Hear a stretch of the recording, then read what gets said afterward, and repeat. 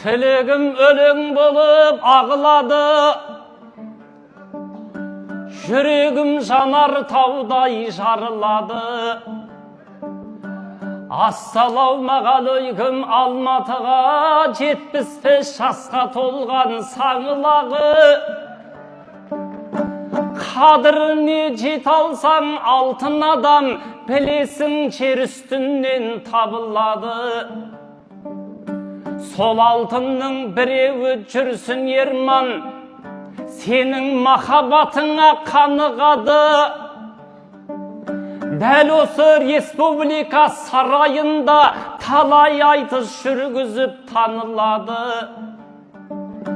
75-ін тойлаған қайран жүкім, байқаймын 25-ін сағынады.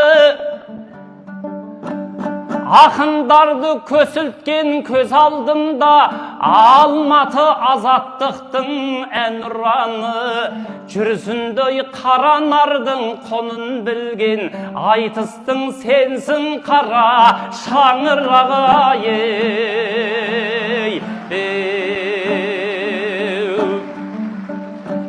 Өлеңі дарияның тасуындай, өмірі Алатаудың асуындай. Әзілдеп айтатұғын әңгімесі әженнің тойға шашқан шашуындай.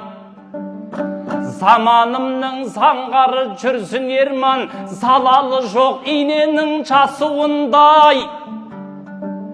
Күркіреп бір көкеміз сөйлегенде, жарқ еткен көк аспанның жасынындай. Қазақтың төлөнері айтысымды, ардақтай білген адам асылындай. Қобыландының ұрпағы емес педі, жасқанбай ғұмыр кешкен жасырынбай. Құлжанбайдың құмында өскен жүкең, құлжаның алшы түскен насығындай.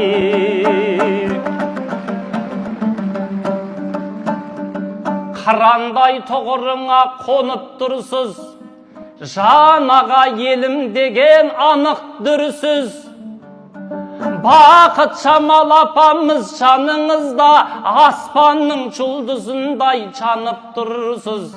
Мен сізді шын жүректен құттықтаймын, президенттен марапат алып тұрсыз. Халық жауы дейтұғын заман өтіп, халықтың жазушысы болып тұрсыз.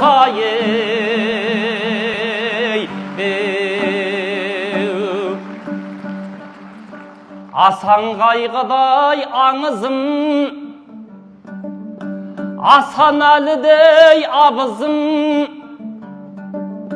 Иман Жүсіптей айбарлым, Мұқағалидай маңызым.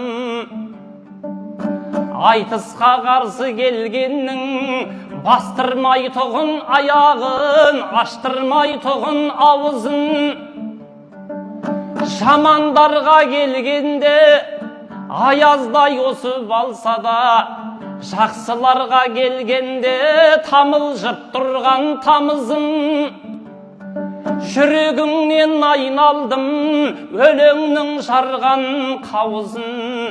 Ормандай жұрттың алдында орындалды ғой парызың. Ұрпаққа болар өнеге, тағылымға толы әрізің. Жүрсіндей ұлды тудырған, қазаққа мәңгі тағызым.